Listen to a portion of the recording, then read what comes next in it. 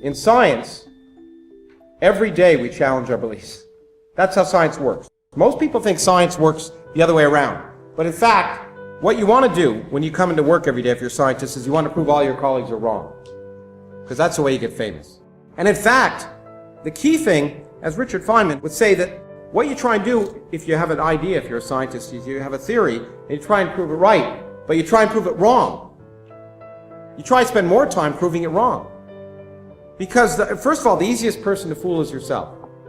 It's easy, we all think things happen to us are significant, and Feynman used to go around and say, you won't believe what happened to me today, you just won't believe what happened to me. And people would say, what? And he'd say, absolutely nothing.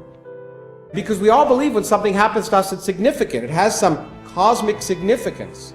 You can have 1,000 dreams over many nights, they're nonsense, but you dream one night that a friend of yours is going to break their leg, and the next day they break their arm, and you say, cosmic.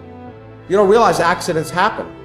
And so we have to challenge our beliefs every single day. That's what science is all about. There are no scientific ideologies, and in fact, the reason science had progressed and theology hasn't, the reason we have video cameras and lights and medicine, and we can feed more people and live longer, healthier lives, is because science changes.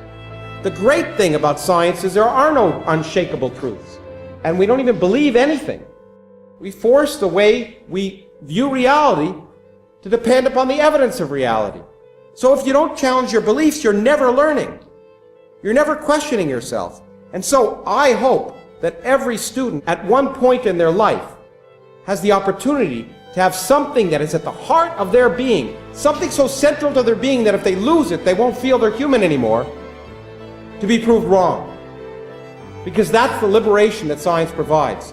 The realization that to assume the truth, to assume the answer before you ask the questions, leads you nowhere. And that's why science has led to a modern world where, in fact, we can make progress.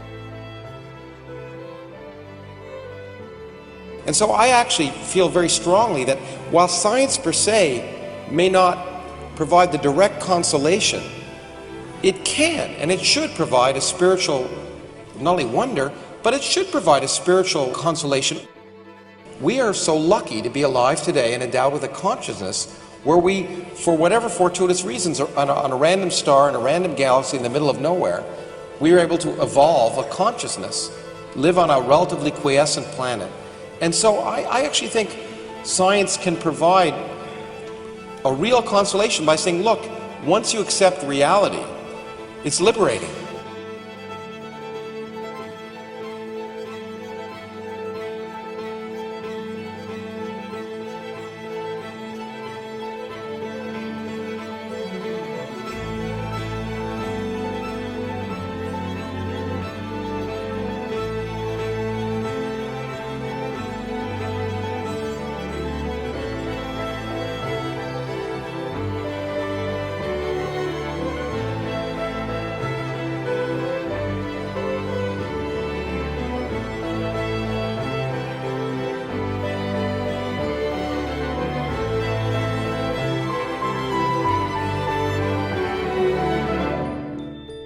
Perhaps the most exciting part, I'm sure for both you and I hope for those of you who are students in the audience, is that we don't know all the answers.